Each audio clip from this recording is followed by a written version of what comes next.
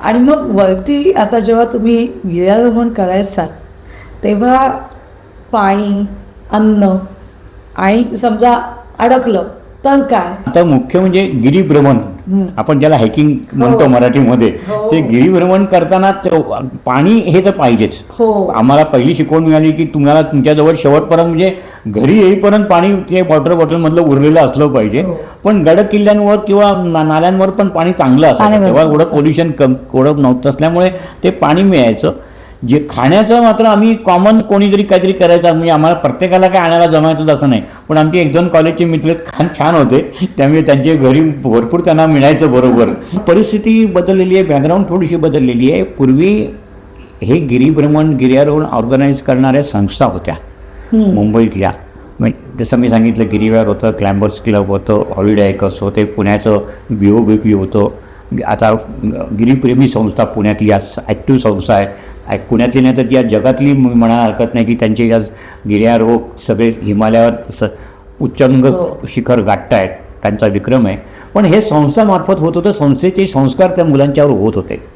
आता अशी परिस्थिती नाही की छोटे छोटे प्रायव्हेट ग्रुप सोशल मीडियावरून एकत्र येतात किंवा एकत्र येऊन ते ऑर्गनाईज करतात आणि कोणाला कशाचा काही पत्ता नसतो. म्हणजे कळसुबाईला खालूनपासून वरपर्यंत रांग लागलेली आहे, हजारो जण, आणि मग ते जे स्पिरिट असतं ना ते नसतं, कमी होत चाललंय. नमस्कार, स्वागत आहे आपलं आपल्या नवीन चॅनलच्या पॉडकास्टवर काहीतरी हटके.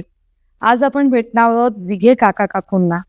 मी त्यांच्याबद्दल काय सांगू, त्यांचं वय बघता तुम्ही म्हणणारच नाही की ते इतके पळू आणि धावू शकतात लहान मुलांबरोबर, अगदी लहान होत. आणि त्यांची संस्था जिज्ञासा ही तर आपण ऐकूच त्याबद्दल. प्लस ते सरस्वती शाळेचे कार्यकारी विश्वस्त या ह्याच्यावर अजूनही कामही करतायत. तर एवढा सगळा व्याप आणि काकूंची साथ ही कशी काय जोडली आणि हे कसं आत्तापर्यंत जिज्ञासाचा प्रवास कसा झाला हे आपण आज बघूया. नमस्कार काका. नमस्कार. तुमची माउंटेनिअरिंग किंवा ट्रेकिंगची जी सुरुवात झाली त्याबद्दल खरंच मला ऐकायची खूप इच्छा आहे, जरा सांगाल? आपण त्याला गिरीभ्रमण म्हणू. 10वी-11वी आम्ही ठाणे, नेहमी त्यावेळी का ठाणे पूर्वला राहत होतो, कोळीवाड्याच्या जवळ. माझे मित्रमंडळी बरेच कोळीवाड्यातली होते. शालेय वयात माझा राष्ट्रसेवा दलाशी संबंध होता. तर राष्ट्रसेवा दलाच्या पण वार्षिक सहली निघायच्या, त्या डोंगरावर निघायच्या, किल्ल्यांवर निघायच्या. आणि ह्या कोळीवाड्यातल्या मित्रांच्या बरोबर पण कुठे ना कुठेतरी ते त्यांच्याबरोबर आम्ही पण जायचो. तर तिथं ती सवय लागली. आणि मग नंतर कॉलेजला मी गेलो, मुलुंड कॉलेज ऑफ कॉमर्समध्ये. मुलुंड कॉलेज ऑफ कॉमर्सला गेलो, ते आमचंच पहिलं बॅच होती आमची. कॉलेज नुकतंच सुरू झालेलं होतं. आणि आमचे प्रिन्सिपल बापट सर किंवा professor Bhave sir, Bhide sir हे सगळे पोद्दार कॉलेजमधून आले होते. आणि पोद्दार आणि रुईया कॉलेजची ट्रेकिंग म्हणजे भ्रमणाची परंपरा खूप मोठी जुनी होती, त्यामुळे आपोआप त्यांनी तिथं ती आणायला लागली.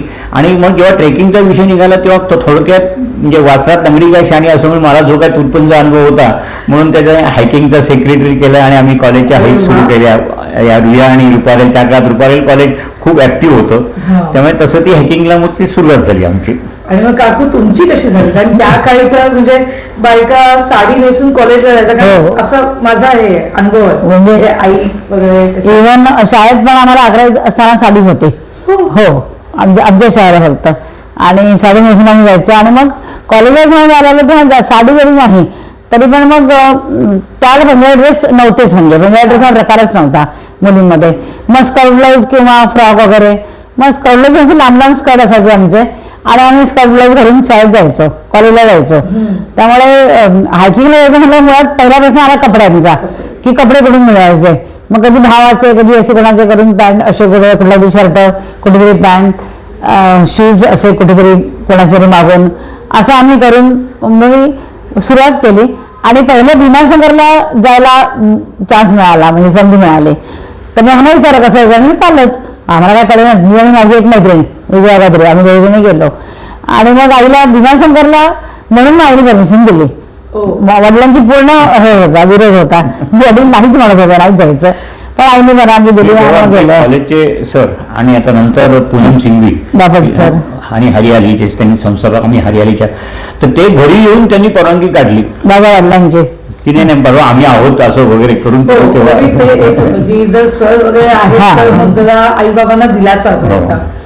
पण मग तुम्ही त्या काळी तसं म्हणालात तसं स्कर्ट किंवा साडी, पंजाबी ड्रेस नाही, शर्ट पॅन्ट भावाचे, हो म्हणजे कसं काय ते सगळं मॅनेज केलं असेल? जायची खूप इच्छा असायची ना, आणि गावासुद्धा आवडायचंच. आणि कपडे मग तसं सगळं हा मित्रमंडळीमध्ये कपड्यांचं तसं काय फार जाणवलं नाही. एकच तोच कपडा घालून वगैरे जाता यायचं नाही असं नाही.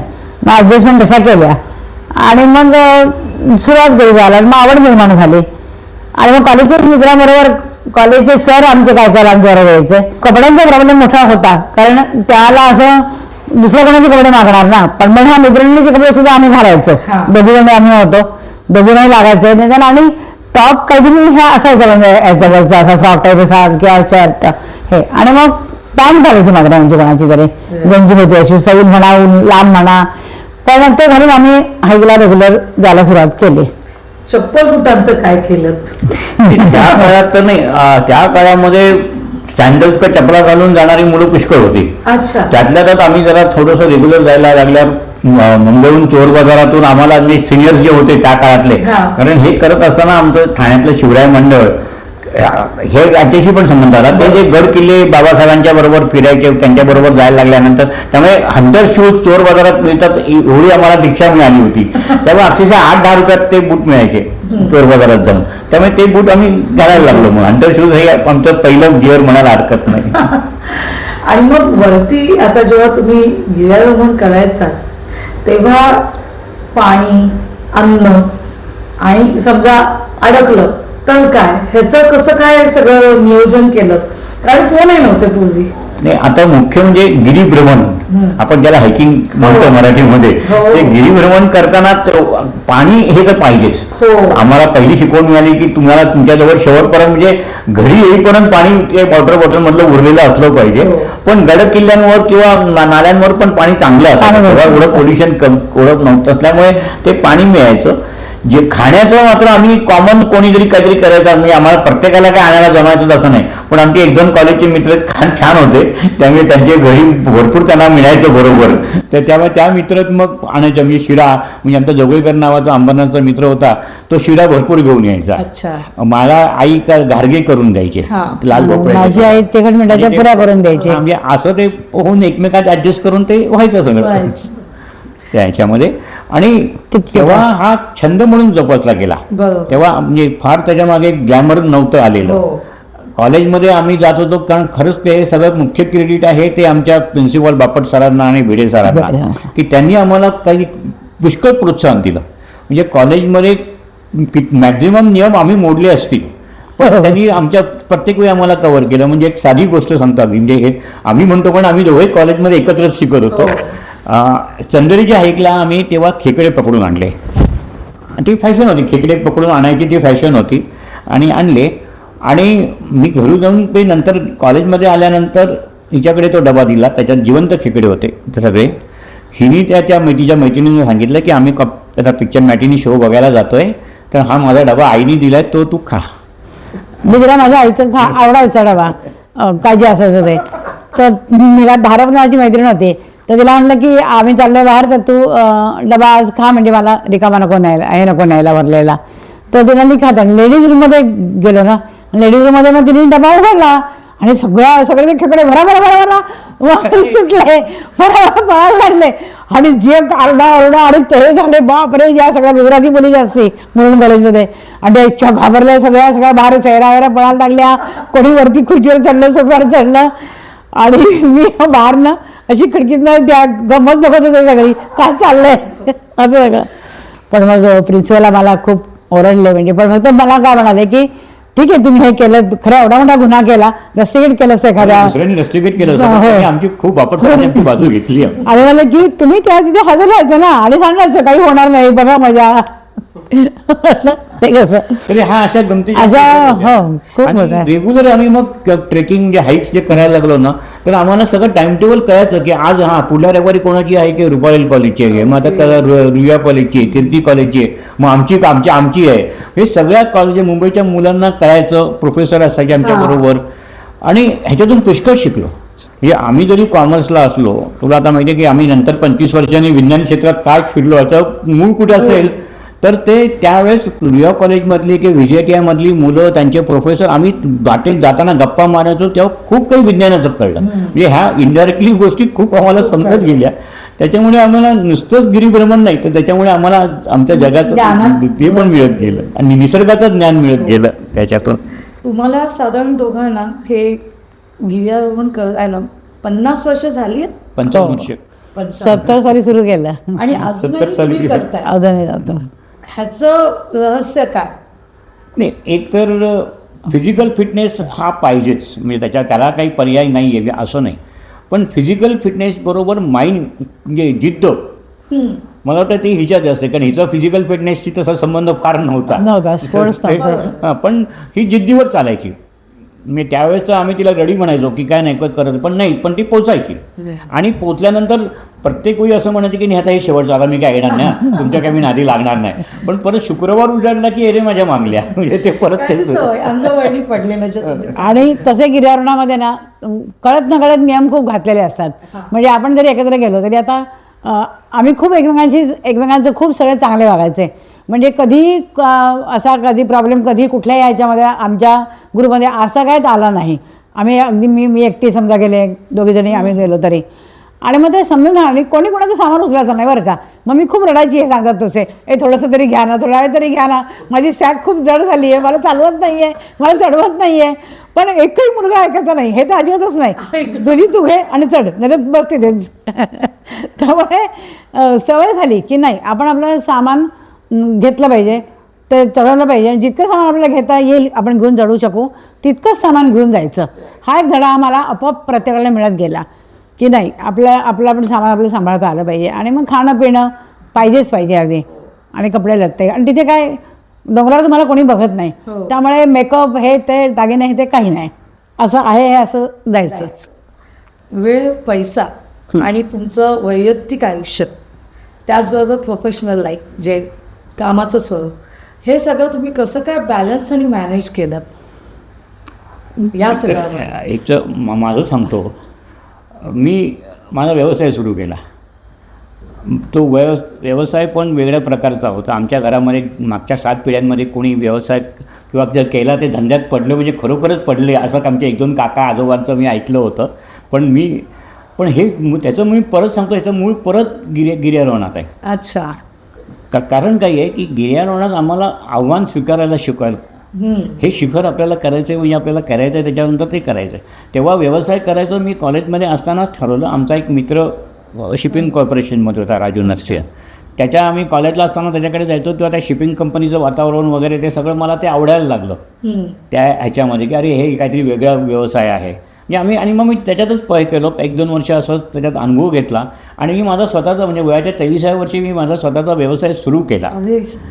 आणि काही स्वतःचा व्यवसाय म्हणजे ही खूप हो आणि काही कुठलाही अनुभव नसताना म्हणजे किंवा बॅकग्राऊंड नसताना पाठबळ काहीच नाही. पण हे परत आहे की नाही आव्हान स्वीकारायचं आणि एकदा आव्हान स्वीकारलं की तिथं मग यशस्वी व्हायचं.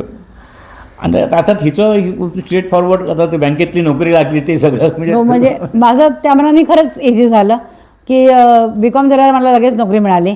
आणि बँकेत त्यावेळेला सगळे तरुण वर्ग होते त्यावेळेला आम्हाला सगळे आम्ही तरुण एकत्र असे छान आमचा ग्रुप चांगला होता. बँकेत लागलो आणि बँकेत म्हणजे बँकेने इतकं सपोर्ट केलं मला की तेव्हा मी MCom करत होते सिडनॅम कॉलेजला चर्चगेटला.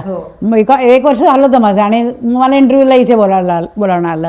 तर मी त्यांना सांगितलं की असं असं आहे मी इथे सिडनॅमला MCom करते तुम्ही मला जवळपासची ब्रांच द्या म्हणजे मला चर्चगेटला यायला बरं पडेल. संध्याकाळी 7 ते 9 असं कॉलेज होतं ते नोकरी झाल्यावर. तर आणि मग इथे सेंट्रल ऑफिसलाच राहा की इथे क्लायंट्स नाहीत कस्टमर्स नाही आहेत तुला काही काम त्रास होणार नाही आणि तुझं तुला अभ्यास करता येईल आणि तू चांगली पास होशील चांगली होशील पेढे द्यायला ये मग असं सांगून माझा इंटरव्ह्यू झाला.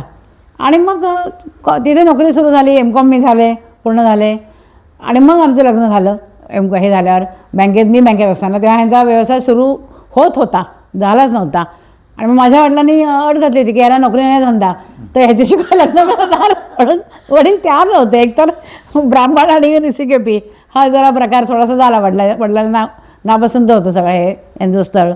त्यामुळे पण मग आम्ही जिद्दीने लग्न केलं आणि आमच्या मित्रमंडळींनी आमचं लग्न लावून दिलं आणि ह्यांच्या घरच्यांनी आणि माझ्या सासरच्यांचा पाठिंबा मिळाला म्हणून माझं लग्न झालं नाहीतर लग्न नसं झालं. पण आमचं लग्न म्हणजे तो एक मजाच आहे की आम्ही ठरवलंच नव्हतं की एकमेकांशी लग्न करायचं. या सगळ्या ग्रुपनीच ठरवलं आमच्या की हे दोघं लग्न करणार म्हणून. आम्ही काही मी तिला मागणी घातली नाही का तिने काय असं काही झालंच नाही ते. पण तुम्ही दोघं truly made for each other. म्हणजे नंतर आता ते खूपच 50% झालं. म्हणायला हरकत नाही. नाही आणि ऑफकोर्स तुमच्या आवडी निवडी जमल्या. सवयी पण हो आपोआपच ते आणि होत गेलं. जमले आणि मग मी पण ते करत गेले. म्हणजे मग प्रत्येक गोष्ट मग असं इतकं आम्ही सहज दोघांनी एकत्र केली कामं, त्यामुळे मग ते छान ट्युनिंग चांगलं जमलं आमचं आणि मग नशिबाने सगळंच व्यवस्थित होत गेलं. तुम्ही कोर्सेस पण केलेले आहे हो हो. दोघांनी पण गिर्यारोहणचे, त्याबद्दल सांगा थोडं.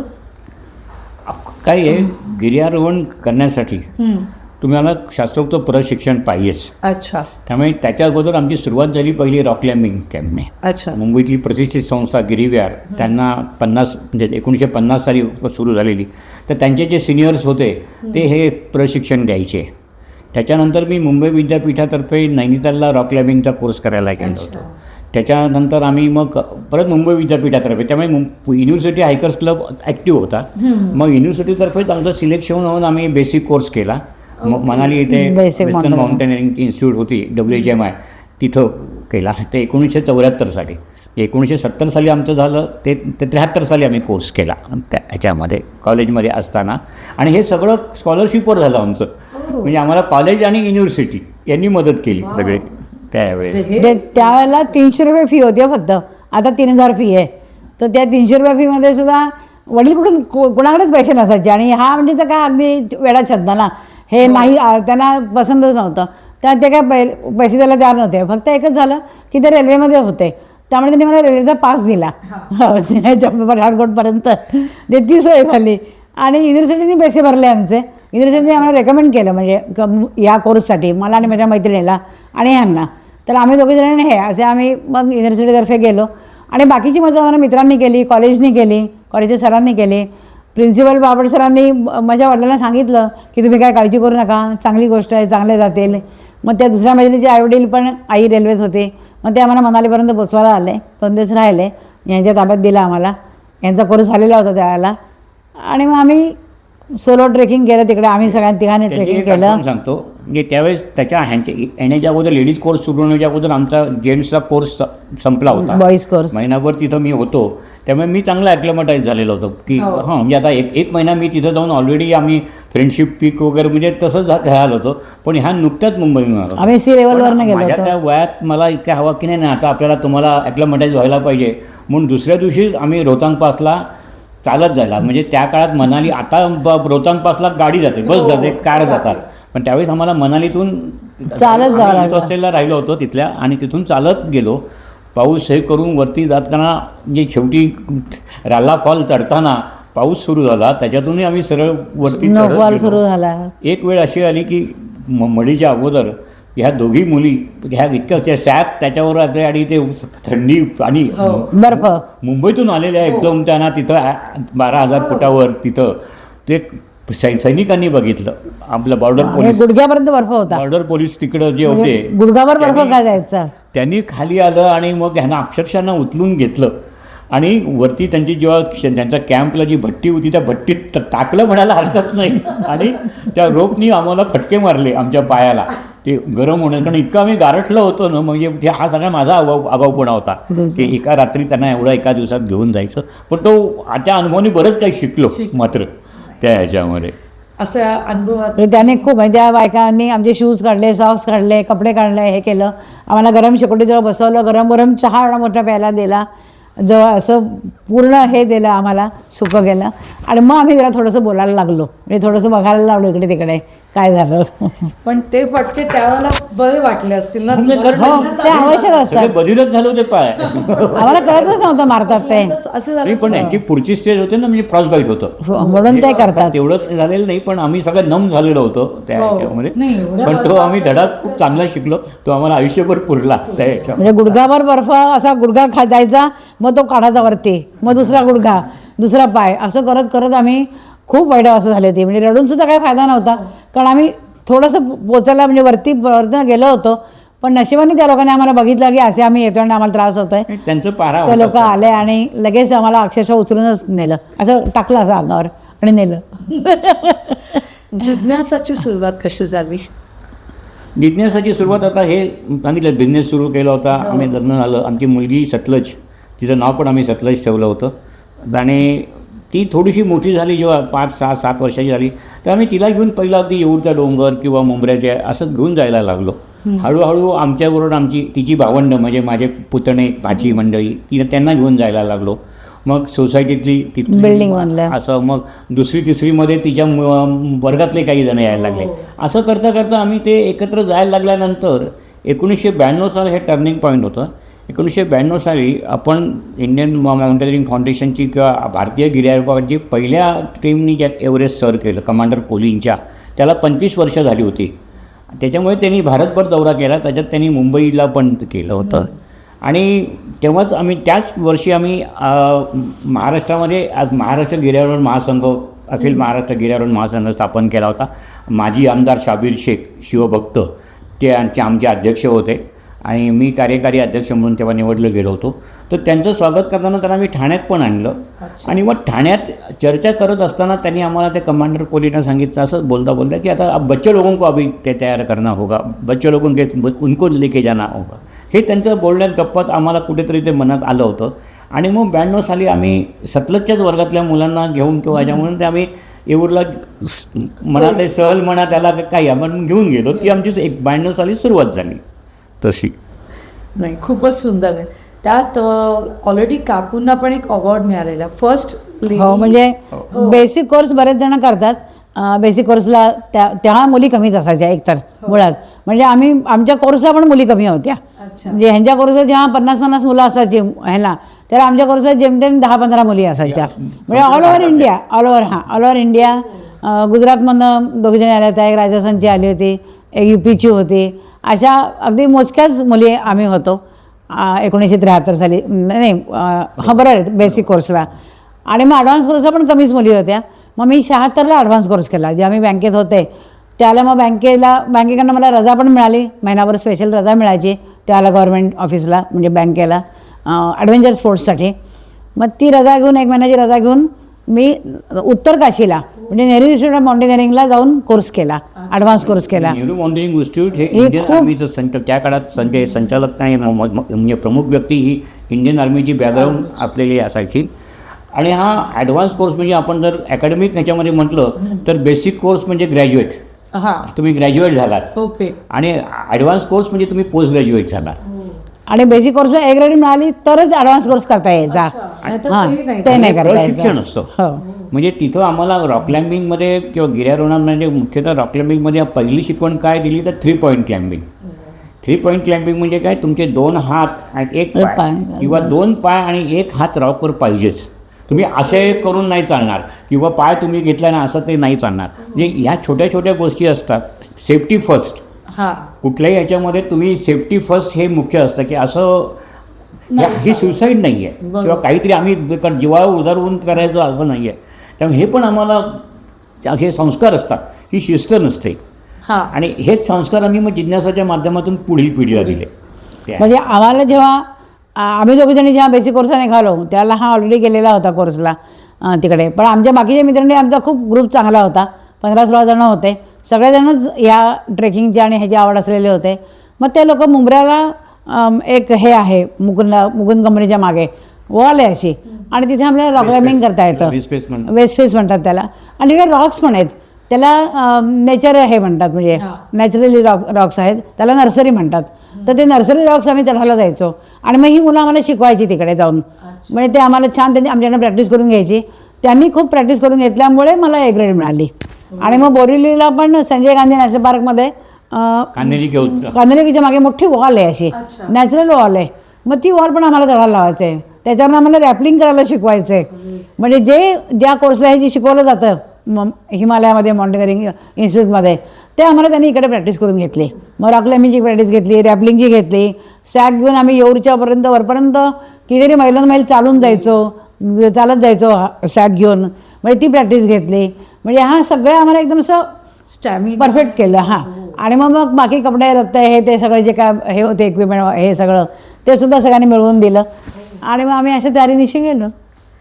आणि ॲडव्हान्स कोर्सला अवॉर्ड मिळाला हे हो अवॉर्ड म्हणजे मी ठाण्यातली पहिली ॲडव्हान्स कोर्स केलेली महिला, तेच ना. त्यामुळे त्या एव्हरेस्टच्या तर्फे माझा सत्कार झाला. हो ज्या काही महिला हो. घराच्या बाहेर जास्तीत जास्त जॉबसाठी जात असाव्यात काही, त्यात तुम्ही पण हो. हे काहीतरी बरं. वेगळं. मुंबई पुण्यामध्ये मात्र होत्या त्या काळात, त्या काळात मुंबईतल्या होत्या. फक्त ठाण्यामध्ये ही सुरुवात झाली सुरुवात झालेली आहे. होती. मी तुमचं एक छान व्हिडिओ बघितलाय काका, ज्यामध्ये तुम्ही खरोखर एक यंग, म्हणजे मी म्हणेन आपल्याच्या आत्ताच्या पिढीच्या मुलांनाही लाजल एवढं छान तुम्ही धावत होतात मुलांवर, येऊला त्यांची प्रॅक्टिस हो हो बरं आहे बरोबर आता मी आम्ही आता दरवर्षी घेतो. कसं या वयात चक्क- हिमालयातलं शिबिर आम्ही 1993 पासून सुरुवात केली, 94 पासून. मे महिन्यापासून. तेव्हापासून अजूनही मागच्या वर्षीपर्यंत आम्ही दरवर्षी जातोय. मधलं फक्त करोना काळातली 2 वर्ष नाही गेलो. हो. आता त्या काळामध्ये ही येतात ती मुलं 8वी 9वी 10वीतली मुलं होतं. नॉर्मली 8वी पास झालेली आणि 10वीला परीक्षेला बसलेली हा वयोगट असतो आमचा. ते वर्षभर अभ्यास करून आणि तसं त्यांना फिजिकली फिट नसतं. त्यामुळे आम्ही त्यांना कॅम्पला नेण्याच्या अगोदर 8-10 काय 15 दिवस मोकळे येऊरला अगोदर, गेलो होतो. तेव्हा त्यांना येऊरला नेऊन प्रॅक्टिस करायचो. अर्थात त्यांना मी पहिल्या दिवशी आम्हाला असे पण उदाहरणं आहेत की पहिल्या दिवशी रडणारी मुलगी की वडिलांना घेऊन आलेली आणि नाही आता मला ते येणार नाही म्हणजे असं नाही असं म्हणणारी मुलगी आता तिने नंतर पुढे कंटिन्युअस माउंटेनिंग सुरू केलेलं आहे. ही उदाहरणं आहे की त्याच्यामुळे मुलं सराव करतात आणि त्यांच्याबरोबर आम्हाला पण सराव म्हणजे मजा येते. त्यामुळे त्यांच्याबरोबर पळणं करता काय, त्यांच्याबरोबर लंगडी खेळताना काय, त्या डोक्यात आम्ही हे सगळं गमतीचे खेळ होतो. मी सांगितलं ना इथे शिस्त लावावी लागत नाही, तर आम्ही संस्कार रुजवायचा प्रयत्न करतो की हा एक सगळा संस्काराचा भाग आहे. इथं आपल्याला कुठल्या दुसऱ्या खेळांमध्ये शिस्त लावायला पाहिजे किंवा शाळेची शिस्त हा प्रकार नाही आहे. पण छान मजा वाटते मुलांबरोबर ते याच्यामध्ये. पण ह्या एजमध्ये मी बघितलं इतकं सोपं नाही आहे म्हणजे ते. तर तुम्ही 2 मिनिटं धावता आणि सांगता अरे तू धाव, असं नाही आहे. तुम्ही कंटिन्युअस फिरताय हे मी व्हिडिओ बघितले. नाही तो एक भाग मला काय म्हणायचं आहे की गिर्यारोहण गिरीभ्रमण हे मुळात माइंड गेम आहे. हा फिजिकल फिटनेस हा लागतोच, मिनिमम तेवढी रिक्वायर्ड, पण त्याच्याही पलीकडे जिद्द लागते जिद्द की ही नाही आपल्याला हे करायचंच आहे. आपल्याला म्हणजे आपण असंच म्हणूया की आपल्याला ठाण्यातून समोरचा पहिला येऊरचा डोंगर दिसतो, मग आपल्याला तेव्हा वाटतं की नाही आपण येऊरचा डोंगर चढावा. मग तुम्ही जर येऊरला गेलात तर तुम्हाला बोरिवलीचा डोंगर दिसतात, अरे हे बोरिवलीचे डोंगर आहेत, आपल्याला तिथपर्यंत जायला पाहिजे. तिथून मग मुंबऱ्याचा डोंगर दिसायला लागतो. म्हणजे एक टप्प्याटप्प्याने आपण गाठला ना की आपल्याला तो साधारणपणे पुढचं शिखर दिसायला लागतं आणि मग ते शिखर गाठण्यासाठी हे पण एक म्हणजे गिर्यारोहण हा नुसता आमचा छंद नाही उरला, हाही आमची आता लाईफस्टाईल झाली काय. आणि ते वातावरण असं असतं ना की ते पर्वत तो हिमालय आपल्याला सतत साथ घालतो आणि मग तिकडे गेल्यावर खूप आपण अस्वस्थ होतो की नाही मला इथे जायलाच पाहिजे, मला वर जायला पाहिजे, मी खाली बसणार नाही आणि मी घोड्यावरनं जाणार नाही, म्हणजे खच्चरवरनं येतात तसं जाणार नाही, मी चालतच जाणार, मी सॅग घेऊन जाणार, माझी जेव्हा मी सॅग घेऊन जाऊ शकते तेव्हाच मी जाणार, नाही तर मी जाणारच नाही हिमालयात असं. पण आम्हाला इतकी जिद्द असते ना की आम्ही जातो. तिथला काही छान विवा शिरवाडकरांनी गिर्यारोहणाची एक व्याख्या केलेली आहे एका पुस्तकाला प्रस्तावना देताना. त्यात त्यांनी म्हटलेलं असं होतं ना की खूप ते छान त्यांनी म्हटलेले की एका बाजूला अतिप्रबळ निसर्गशक्ती आणि एका बाजूला दुर्दम्य मानवी इच्छाशक्ती यामधील संघर्ष, अनादिकालापासून चालणारा आणि अनंतापर्यंत चालणाऱ्या संघर्षाचं प्रतीक म्हणजे गिर्यारोहण. हा तुमचा संघर्ष आहे. त्याच्यात आणखीन थोडीशी मजा घातली ना तर फुटबॉल क्रिकेटची समजा आपण मॅच समजली तर काय असतात, 2 खेळाडू असतात, 11-9 खेळाडू एकमेकांच्या विरुद्ध असतात. तिथं बाबा त्याची ते मॅच चालवायला अंपायर असतो, तो नियमन सगळं करत असतो, बघायला प्रेक्षक असतात. अगदी तसाच खेळ आमचा तिथं चालतो, फक्त आमच्या विरुद्ध आमचा ऑपोनंट हा निसर्ग असतो. ह्याच वेळेस ह्या संपूर्ण खेळाचं नियमन पण निसर्ग करत असतो. तो ठरवतो की कधी खेळ सुरू करायचा आणि कधी बॅड वेदर आणून खेळ संपवायचा. आणि मुख्य म्हणजे प्रेक्षक पण निसर्गच असतो. हे बाजूचे सगळे पर्वत राशी ह्या निस्तब्धपणे आमच्याकडे बघत असतात. तेव्हा हा निसर्गाविरुद्धची लढाई, पण हा लढाई शब्द आम्ही नाही वापरत. गिर्यारोहण म्हणजे काय निसर्गाविरुद्धची लढाई नाही आहे, हा आम्ही मैत्री आहे. म्हणजे टेनसिंगने जेव्हा पहिल्या एव्हरेस्टवर पाऊल टाकलं तेव्हा बरेचसे त्याला प्रश्न असे विचारले गेले की तू जितास म्हणजे एव्हरेस्ट सर केलं. त्या तो म्हणतो मी सर नाही केलं. जशी एखाद्या आईकडे मुलगा झेप घेतो त्याप्रमाणे मी तिथे झेप घेतली. म्हणजे सर आपण निसर्गावर मात करूच शकत नाही. त्यामुळे निसर्गावर मात नाही, पण निसर्गाशी जुळवून घेऊन आपलं साध्य करायचं हे गिर्यारोहण, हे गिरीभ्रमण. म्हणजे कुठलाही गिर्यारोहक तुम्हाला की मी हे शिखर सर केलं, ते शिखर सर केलं असं कधीही म्हणणार नाही. मी ह्या शिखराला भेट दिली, त्या शिखराला भेट दिली असं म्हणतात. म्हणजे ही अशीच आमची भाषा असते. कोणी गिर्यारोहक स्वतःला खूप मोठा कधीही समजत नाही. आणि सगळेजण जमिनीवर असतात, म्हणजे आमचे पाय जमिनीवर असतात आणि आमचे नजर शिखराकडे असते आणि आम्ही चालत असतो. हा एक मोठा आमच्यामध्ये फरक असतो. आम्ही कधी चढून म्हणजे वरती चढून गेलो म्हणून आम्ही कधी आमचा अहंकार म्हणा किंवा आमचं हे म्हणा कधी चढून देत नाही. आम्ही नेहमीच जमिनीवर नम्रपणे उभे असतो. ह्याच्यातून खूप काही शिकायला मला आत्ता म्हणजे हे झालं की तुम्ही जसं म्हणालात की एक छोटा डोंगर बघितल्यावर पुढचा मोठा दिसतो. आपण आपलं ध्येयही तसं सावळं पायीने चढलो तर नक्कीच आपलं ध्येय पण आपल्याला पाळली. प्लस जसं तुम्ही म्हणालात काकू आत्ता की बघताय वरती पण पाय जमिनीवर, म्हणजे आपण किती नम्र राहिलं पाहिजे किंवा अहंकार नाही पाहिजे. हा पण एक खूप हो, पण निसर्ग आपल्याला हे शिकवतो. निसर्ग म्हणा किंवा आपल्या रोजच्या जीवनात पण. तर मला आता एक प्रश्न आहे की जिज्ञासा एवढं मोठं तुमची संस्थान आहे, ह्याला तुमचं पुढचं ध्येय काय? जिज्ञासाचं आमचं जी संस्था मी उभारली ती त्रिसूत्रावर, जिद्द, ज्ञान आणि साहस. त्यामुळे आम्ही हे तिन्ही अंग मुलांना वयाच्या 5 ते 15 वर्षाच्या वयोगटातल्या मुलांसाठी करतो. ह्या जिद्द, ज्ञान आणि साहसचा जेव्हा त्रिवेणी संगम होतो, एक संपूर्ण व्यक्तिमत्व येतं, तयार होतं की तुमच्या अंगात जिद्द होते, पण त्या जिद्दीला ज्ञानाची, शिकण्याची पण वृत्ती पाहिजे आणि साहस तर केलंच पाहिजे. तुम्हाला तुम्हाला एका जीवनाच्या क्षणी साहस काही गोष्टी कराव्याच लागतात. ह्या तिन्ही गोष्टी आम्ही मुलांना रुजवण्याचा प्रयत्न करतो आणि भविष्यात पण त्याचं स्वरूप बदलत जाईल, पण सूत्र तेच राहील त्या संदर्भातलं.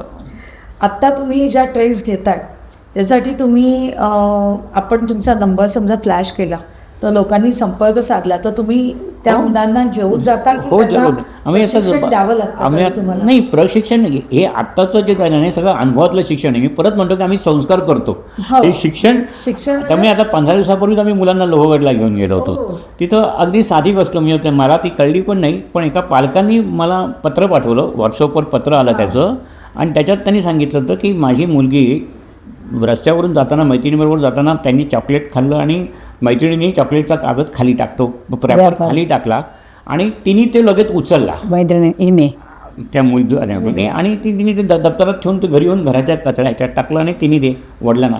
पण ते बोलले की ते कसं झालं, कारण लोहगडला ते असताना असेच मुलं बसलेली असताना मुलांनी आम्ही दिलेल्या चॉकलेटचा रॅपर, बिस्किटाचा काहीतरी ते खाली पडलेला होता आणि तो मी उचलून माझ्या बॅगेत ठेवला होता, ते तिने बघितलं होतं. त्या वडिलांनी ते कौतुक केलं की तुम्ही तिला ते जे तिने तुमचं अनुकरण केलं, तुम्ही तिला सांगितलं नव्हतं की कचरा उचल म्हणून. तर हे जे संस्कार असतात ना, हे संस्कार खूप उपयोगी पडतात महत्वाचे पण पुढच्या भविष्यासाठी घ्यायच्या. तुम्ही ज्या काळी मुली जास्त येत नव्हत्या तर तुम्ही म्हणजे हे सगळं करताना मुली जास्त यायला लागल्या का तुम्हाला बघून? हो. आणि मग तुम्ही घरचा भाग कसा सांभाळला? म्हणजे तुमची मुलगी लहान होती म्हणालात, मग ते कसं काय साध्य केलं?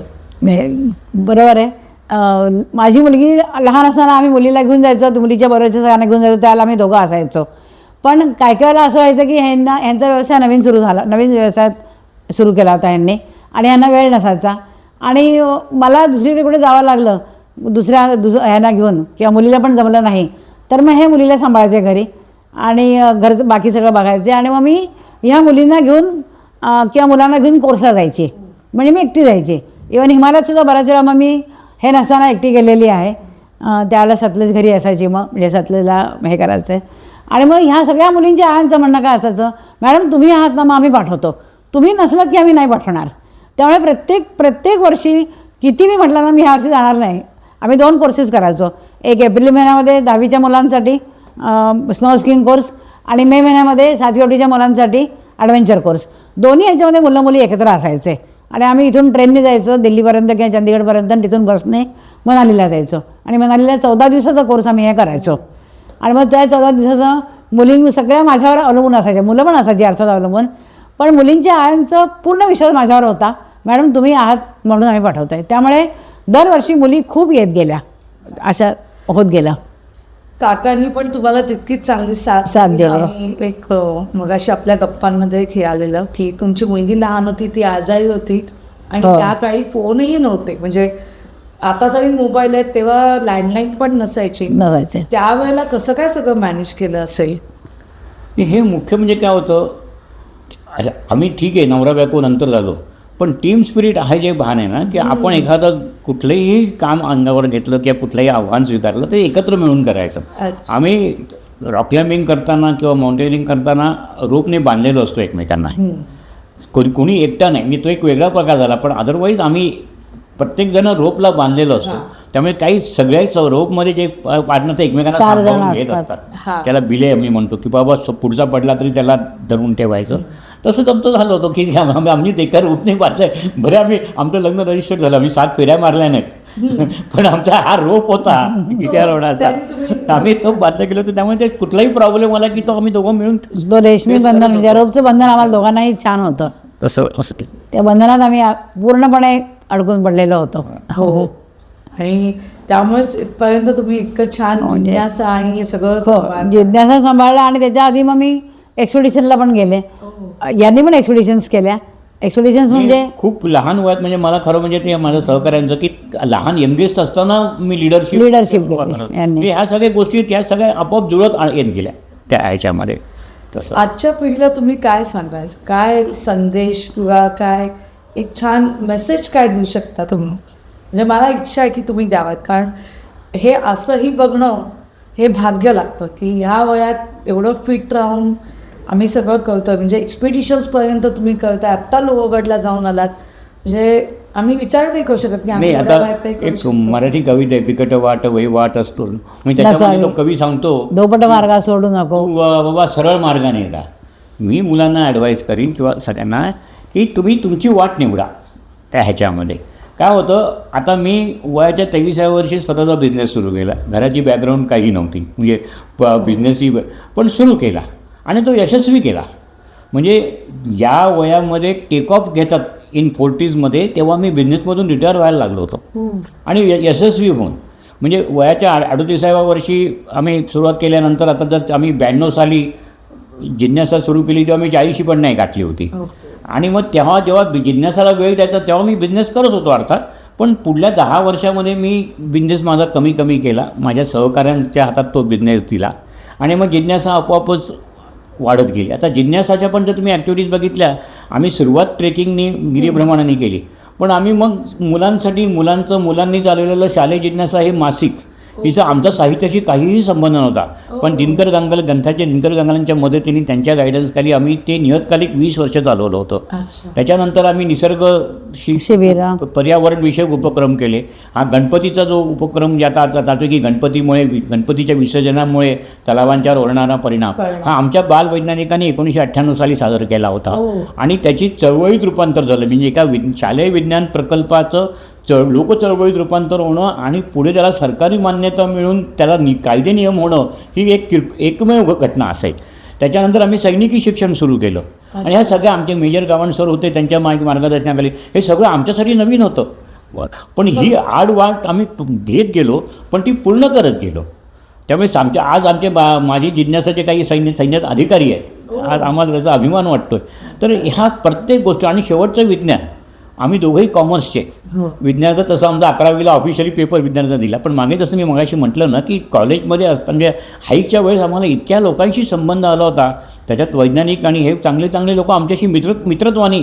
शरद ओवळेकर म्हणजे राष्ट्र सेवा दलाचे होते, ते भोर इंडस्ट्रीजचे प्रमुख होते एक्झिक्युटिव्ह, पण ते आमच्याशी मित्रासारखे वागायचे.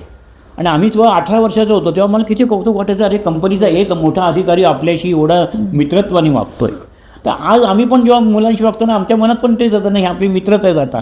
तर हे सगळे संस्कार होतात ना, ते आडवळणाने स्वीकारलेली आव्हानं स्वीकारून. म्हणून आत्ताच्या दिवाळी अंकामध्ये उमेश झिरपेंचा लेख आहे वळणाच्या वाटा. त्याच्यात त्यांनी छान उदाहरण दिले की हिमालयातले जे टप्पे असतात त्या वाटा पण शोधाव्या लागतात. म्हणजे तुम्ही कितीही यशस्वी झालात तरी त्याच्या पुढचं एखादं आव्हान असेल तर तुमच्या वाटा तुम्हालाच शोधायला पाहिजे. त्यामुळे माझं एकच सांगणं आहे मुलांना की तुमच्या वाटात तुम्ही शोधा आणि त्यात यशस्वी व्हा.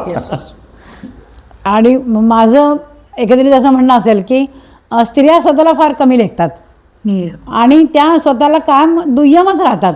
म्हणजे नवऱ्याला साथ देणं, नवऱ्याला पूर्ण मदत करणं हे त्या करतात, पण तेवढंच आपलं कर्तव्य आहे, तेच आपलं स्त्रीजीवनाचं भाग्य हे आहे असं समजून करतात. असं नका करू. तुम्ही प्रत्येकजणांनी तुम्ही हिंमत ठेवा, तुम्ही ध्येय ठरवा, तुम्ही जिद्दीने पुढे जा, तुम्हाला मदत मिळते, लोक तुम्हाला मदत करतात. म्हणजे आजपर्यंतच्या आयुष्यामध्ये मी इतक्या वेळा हिमालयात कणा अनेक ठिकाणी देशभर परदेशात सुद्धा एकटीने प्रवास केला, पण मला कधी असा वाईट अनुभव आला नाही. कारण काय, कारण मला माझा स्वतःवर विश्वास होता.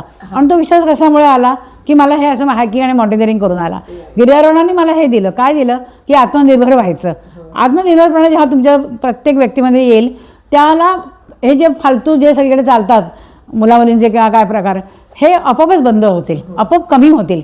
मुलींवर पण आहे की मुलींनी स्वतःला कमी नाही लेखता कामा.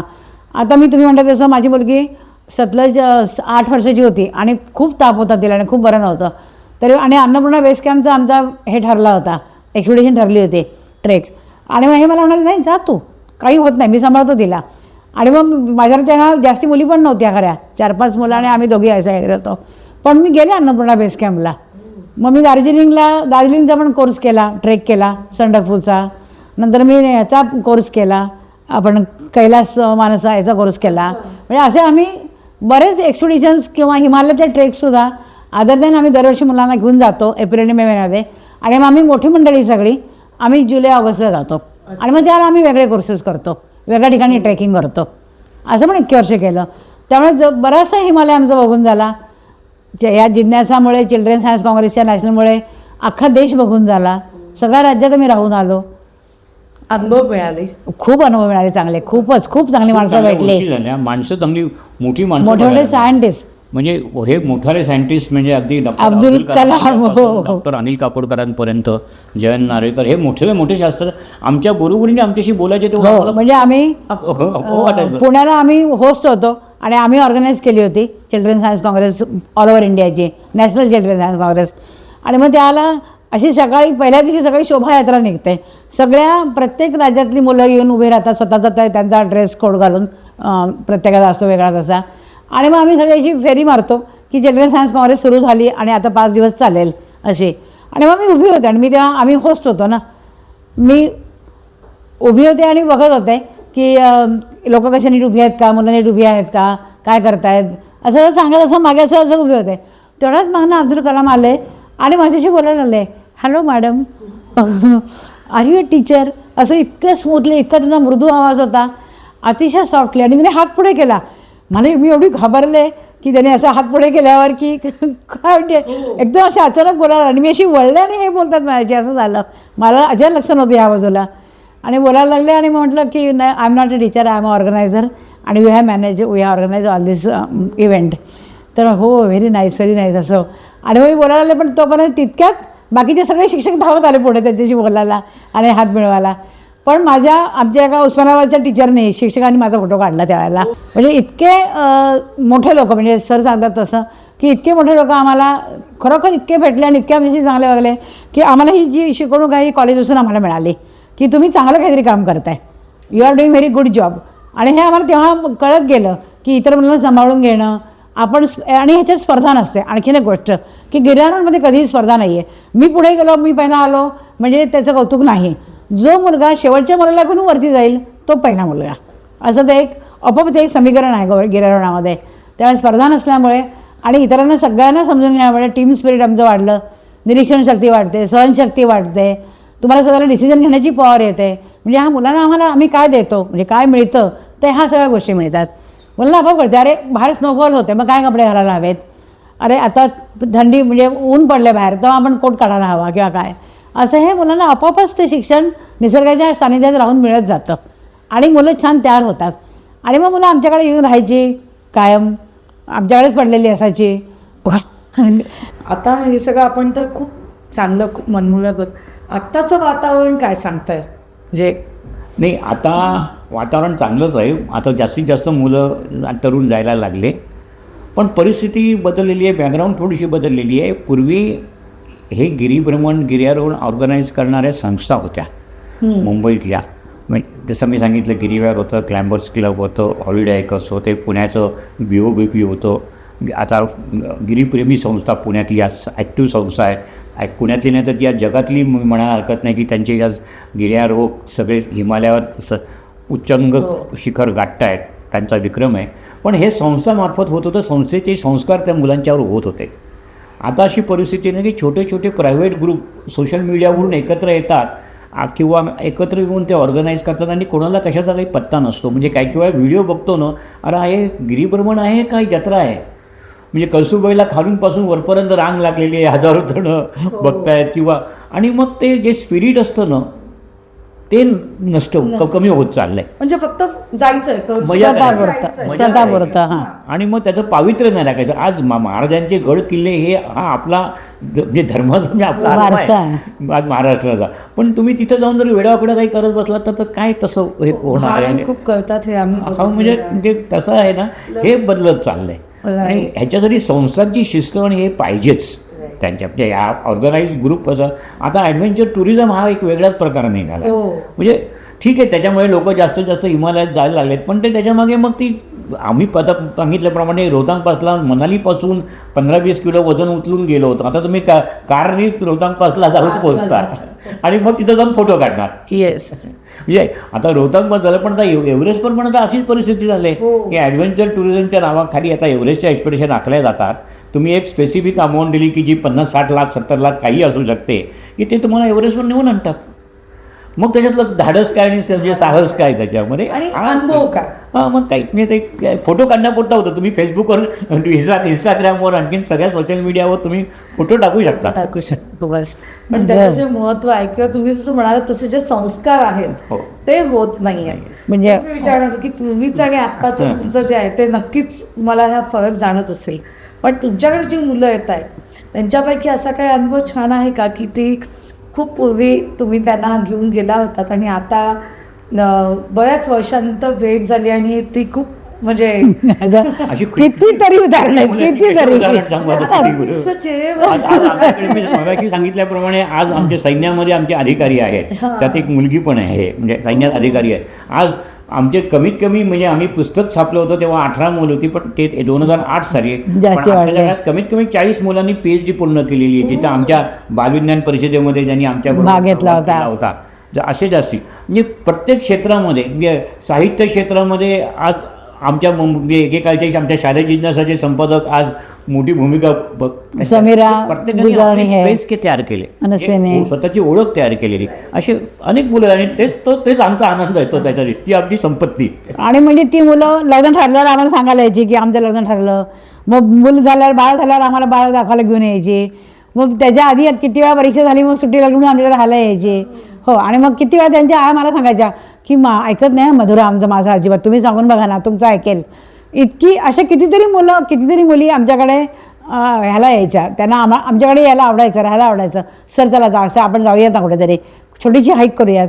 मग आम्ही कुठेतरी छोट्या हाईकला जाऊन यायचो इतकं. आणि सतलज आमची पहिला असून 10वी झाला असून ती वेगळ्या प्रकारे शिकत गेली. म्हणजे ती फर्ग्युसनला गेली पुण्याला राहायला. आमचं एवढं मोठं घर होतं, 2 गाड्या होत्या.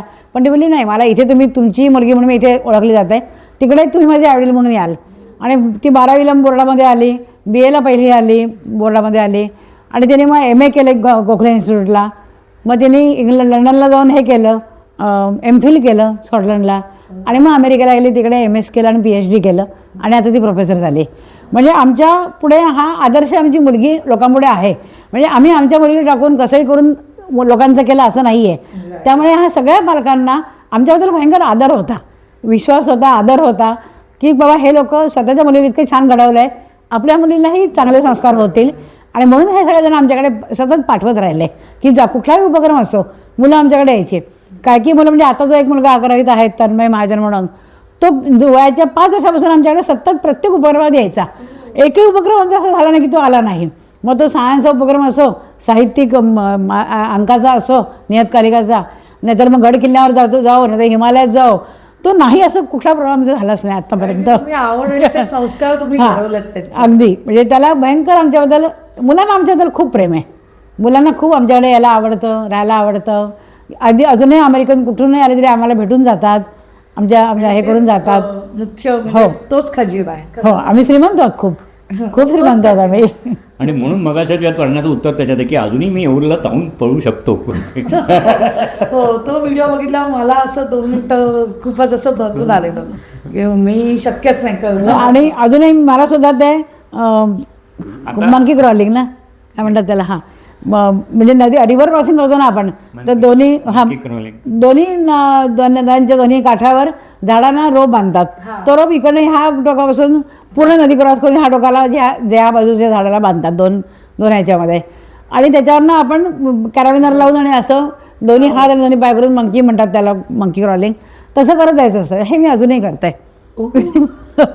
मला आवडतं. आणि इतक्या जोरात ते व्यवस्थित की लोकांना फार मुलांना मजा वाटते. हा मॅडम करून जोरात जातात. करते मी. हो, म्हणजे एवढं इतकं ते मनात रुजलं आहे ना की करायचं खूप आवड निर्माण झाली आहे. आणि त्याच्याशिवाय आम्हाला होतच नाही. एक वेळ बाकी काही नाही मला तरी चाललं, पण मला हिमालयात जायला हवं दरवर्षी. एकदा तरी हिमालयाची भेट यायला पाहायला हवी. दुसरी पिढी यायला लागली, म्हणजे नातवंड जी होती हां, त्यांची मुलं आता आमच्याबरोबर यायला नातवंड यायला लागले. हे करायला लागले. मग ते त्यांचे अनुभव आणि मग त्यांच्या आईवडिलांचे अनुभव, मग त्याच्यात त्यांचं हे होतं. म्हणजे आता दिवाळीमध्ये आमचा अशा सहस्रबुद्ध आहे, त्याची मुलगी 5 वर्षाची मुलगी येऊरला आमच्याबरोबर आली होती. माझं बोट धरून रुबाबात पुढे करून, आणि मग बाबा हे काय तुम्ही मागे यात राहताय, तुम्हाला चालता येत नाही का? 5 वर्षाची मुलगी नातवंडाला फार अगदी हे की मी यांच्यावर गेले. पिढी आता आणखी हो आता चालली. खूपच सुंदर. पण ज्यांना आवड आहे त्यांना आम्ही घेऊन जातो सगळ्यांना. आम्हाला पण ते त्यांना न्यायला आवडतं की कुणाला, मग ते वयस्कर कोणी सिनियर सिटीजन्स असोत, कोणी महिला सगळ्या असोत एकत्र, किंवा मुलं असोत शाळेतली किंवा लहान मुलं असोत, कुणालाही न्यायची आम्हाला तयारी असते. कुणाबरोबर जायची, कुणालाही घेऊन जाण्याची, येऊरला किंवा आणखीन कुठे. तुम्हाला जिज्ञासाबरोबर हा जे संस्काराचे अनुभव तुमच्या मुलांना द्यायचे असतील किंवा स्वतःवर अजून घडवायची इच्छा असेल, तर तुम्ही नक्की जिज्ञासाला संपर्क साधा. आम्ही खाली आपल्या डिस्क्रिप्शनमध्ये त्यांचे नंबर आणि कॉन्टॅक्ट डिटेल्स देत आहोत. तुम्ही नक्की ह्यांच्याबरोबर जा आणि हा अनुभव नक्की घ्या. ह्याचा नक्की तुम्हाला उपयोग होईल ह्याची आम्ही शाश्वती देतो. धन्यवाद. नमस्कार.